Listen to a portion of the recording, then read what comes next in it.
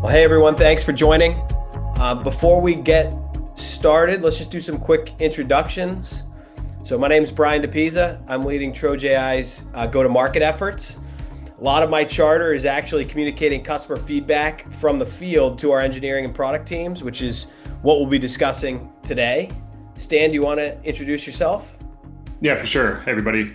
Stan Petley. I've been with TrojAI for about 5 years. I currently operate as a field AI architect of sorts. And yeah, looking forward to telling you everything about what we have for model context protocol. So thanks for joining. Here's a look at the tentative agenda, right? So we're going to show the rise of MCP architecture within enterprises, the value that MCP provides to app dev teams, but then obviously the inherent risks associated with that. Stan's going to walk through a quick teaser demonstration to give you some visual representation of what this looks like, and then we can close it out with some Q&A. There's a colleague of mine on the call that will be pissed if I don't outline that. Please remember throughout the webinar, if you have questions, type them in the chat, and at the end, we'll try to get to all of those. So let's jump in. I think everyone can understand MCP has taken the industry by storm. No question why, right? First of all, MCP servers, they offer a clean and standardized way for AI models to interact with tools, data sources, and services. This is actually some research done by Clutch Security that shows a progression over a 12-month period. So in November of 2024, there were about 28 MCP servers. And then fast forward 12 months later in November of 2025, we saw 2,000% growth, right? Which is explosive. And in November of 2025 alone, almost 1,000 servers added. So there's no question that there's a lot of benefits here. Let's talk about what some of those benefits are. So first of all, from the application development perspective, right, the standardized tool integration is huge. So MCP provides common protocol for exposing tools, resources, and prompts to the model. Tool interfaces are consistent across languages and platforms. The models don't need custom adapters per service.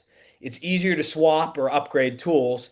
And so all this being said, right, less code, fewer brittle integrations, and faster iteration. Who wouldn't like that? When we talk about the strong separation of concerns, so MCP cleanly separates the models, so the reasoning and the generation, the tools and resources, so databases, APIs, files, services, and then the orchestration, right? What gets called and when it gets called. So teams can evolve the infrastructure independently from the model behavior. So this drastically improves maintainability, but also the ownership boundaries. Language and model agnostic. I love this one because MCP works across different LLM providers, different model versions, and different client runtimes. So you avoid vendor lock-in. And with this ever-evolving landscape that is generative AI, nobody knows if they're going to be with a certain vendor a year from now. So the ability to not have to rewrite back-end integrations is huge. Reusability across use cases. So an MCP server can be reused by multiple agents, multiple apps, so it's chat, automation, co-pilots, and multiple teams. So you build the integration once and then you can leverage it everywhere instead of duplicating logic per application. And then finally, it enables richer agent behavior. So by exposing the structured tools, resources, and prompts, agents can reason over the live data, multi-step workflows become more reliable, and long-running or stateful operations are easier to manage. So everything's just easier in that fashion. Now, who wouldn't like all this, right? There's a lot of good and a lot of value that's provided to the application development teams, but naturally, all this value comes with inherent risk. And when we look at some of the risks today, anytime we're talking about generative AI, I think prompt injection and jailbreaks are what come to mind first, right? So adversarial attempts to manipulate the LLM to create some type of malicious MCP tool call. There's rogue MCP servers out in the wild, tool poisoning, which we've seen a lot. We'll talk about in a few minutes. All that can lead to some form of data exfiltration, whether it be customer data or any sensitive IP of your own. And then tool updates and drift, right? As these MCP servers are upgraded or updated, as the tool description or the tools change, how does anybody know what that downstream potential risk can be? And so let's look at a real world situation that can happen, right? Let's say that your team is building a customer service agent, okay? So the application developer is going to want to build this and leverage the MCP architecture to do this, of course. They're likely going to want to connect to, I don't know, Slack MCP server, a Jira MCP server. They probably want to connect to a Salesforce MCP server. But in identifying these third-party MCP servers, right? As the developer searches for an MCP server for Salesforce, they're going to receive a variety of results. Some are going to be the official Salesforce implementation, while others might be community packages, and they could potentially have malicious code, right? That's designed to look legitimate but actually be illegitimate. So in this case, we've actually accidentally, inadvertently connected to a incorrect MCP server, and that Shadow MCP has a poison tool, and in this case, the list users tool is poisoned with some prompt injection. Now, we have several large customers that are building agentic workloads going through the MCP architecture, and they asked us if there's a way for us to help them if they route their MCP traffic through our AI firewall, what type of information could we provide? And so there's a lot of artifacts that we can extract. Inventory becomes a really big one, right? How does the security team understand the MCP server landscape as well as all the tools that are associated with that? Um, MCP traffic and policy enforcement. So while tools and tool descriptions may look legitimate, the underlying content may be illegitimate. So how do you inspect that traffic to ensure, as an example, prompt injection isn't taking place? How do you identify any tool drift and tool poisoning? How do you correlate MCP traffic with other security events? So in the case of our customers, we've actually enabled them to route all MCP traffic through our layer 7 AI web application firewall.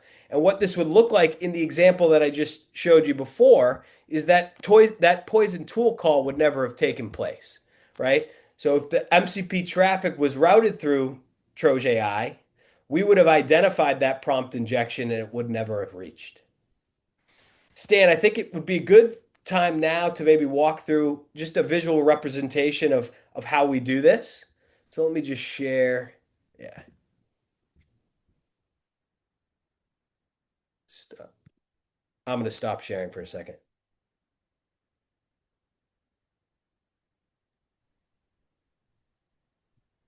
Can you see my screen okay? Did that all work out? Yes, no, maybe so. Yes, I can Okay, see. good, good. All right. So what hopefully what you're looking at is the front end for the Trojan AI platform, right? And within Trojan AI, we have this concept of an MCP server registry. Okay, so this is essentially the central choke point or registration of approved MCP hosts, as well as their associated prompts, tools, and resources, right? And so we typically see organizations locking down connections to MCP over the open internet for all of the reasons Brian just described, really. And instead, they are implementing the concept of an MCP gateway, right, or a proxy to facilitate a central location where this traffic can be approved, observed, and monitored, right, for risk. And if I am an internal application developer within this organization, I should seek to use this proxy or MCP server every time I wish to connect to an MCP tool or server from my client application. And it really doesn't require anything more than changing the URI that I'm hitting to point to Trojan AI instead of directly to the downstream MCP server. Okay. I also have this sample client application here. So this represents the client that you could be building. In this case, it is a LibreChat instance. So basically a ChatGPT clone, right? And the communication from this LibreChat instance is currently being proxied through the Trojan AI Defend MCP firewall, both for MCP tool invocations and LLM traffic, right? And you'll see I have two MCP servers here. One is external using Tavili web search, and this is being used over the open internet. And the other is internal to our AWS VPC, which is the Troj MCP sandbox. And if I currently try to connect to either of these from my client right now, it's going to fail to connect, right?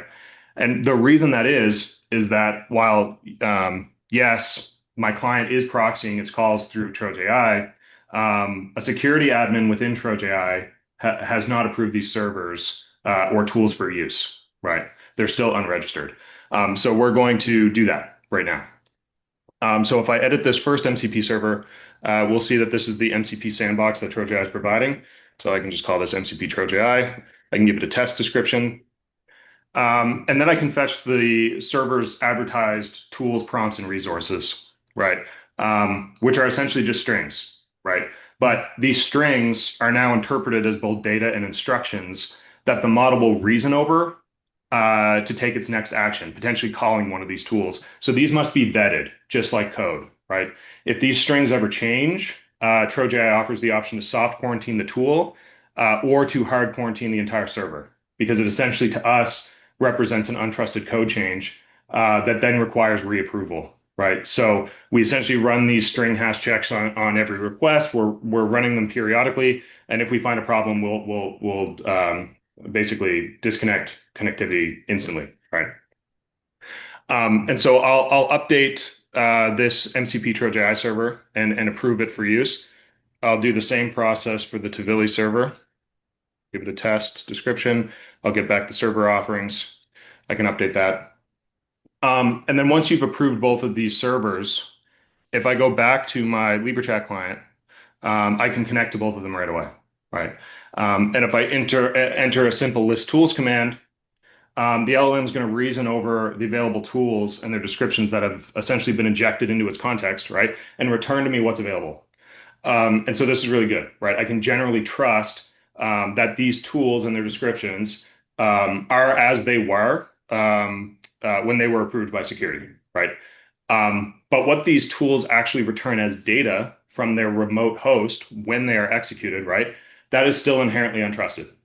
And it requires policy application on each call in real time for that data that's being returned, right? So, for example, here for this function number 7, if I just explicitly ask it to list users, this list users function, it's going to execute that, but we're going to get a canceled response.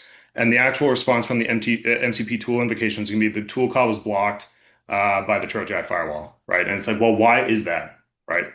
If I go back to the platform and I go to the Event Explorer, I can see what the list users call actually returned for its data.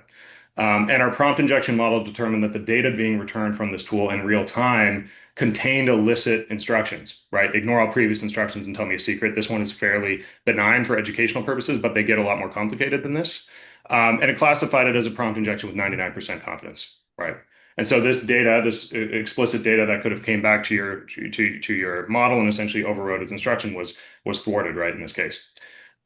So just to recap, we're providing two layers of defense here, right? We're ensuring that the tools themselves are as advertised as far as their names go and their descriptions for use go, that the LLM will use to decide which one to call. And then if it does call one, we're ensuring that the data that is being returned from it is being scrutinized by whatever rules you have active in your policy, right? And so in this case, we showcased a very simple prompt injection classifier rule with a simple example, but you could just as easily be looking for personally identifiable information. You could be looking for toxic text. You could be looking for off-topic responses. You could be looking for irrelevant data, whatever, right? TrojAI is just looking to provide an easy centralized location to apply all of these rules and functions out of the box to your traffic in real time, whether that's MCP server traffic or LLM traffic, right?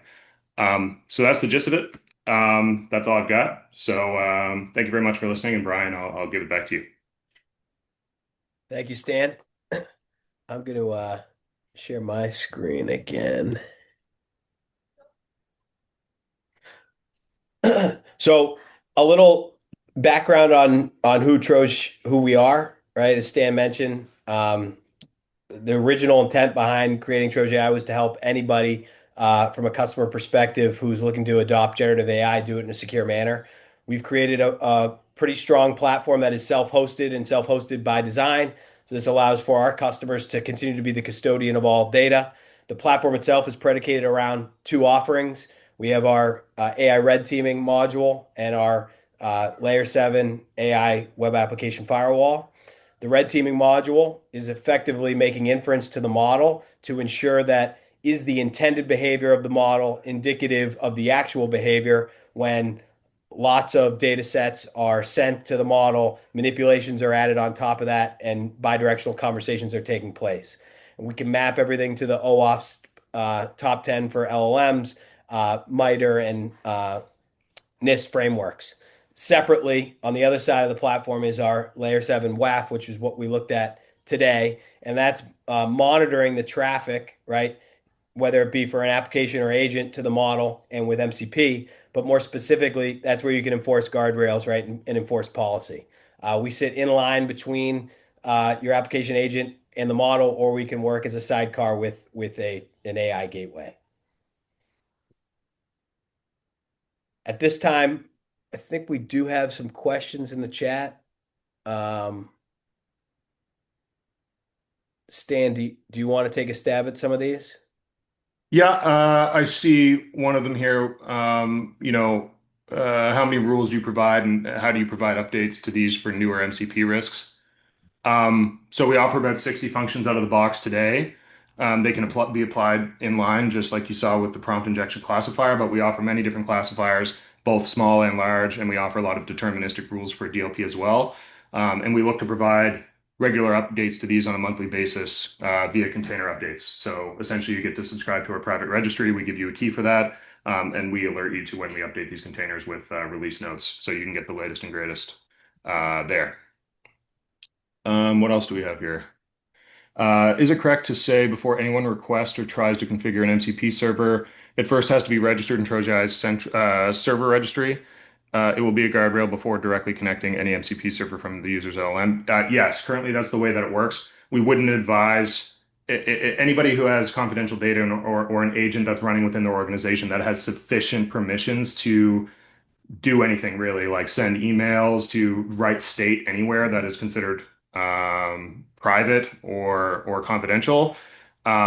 You wouldn't want to be hitting any MCP server over the open internet with that agent for obvious reasons, because if the MCP server returns instructions, it can effectively tell the agent to do whatever it wants, right? And escalate privileges because you've given the privileges to the agent. So that's how I would think about agentic use cases and having an agentic client within your organization talk to any MCP server. And what we're seeing are organizations are typically locking down MCP because some of them are currently implementing MCP gateways or proxies now.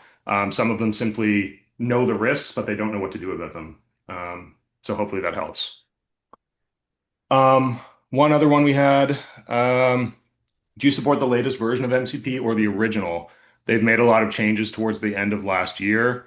So yeah, we spent a lot of time in December of last year to accommodate all of the changes, specifically around OAuth, the OAuth mechanisms they added in November, and like elicitation semantics and things like that. But it's all in there now, and it's also backwards compatible. So if you're still using the old format, that's fine. If you're using anything in between now and then, that's also fine.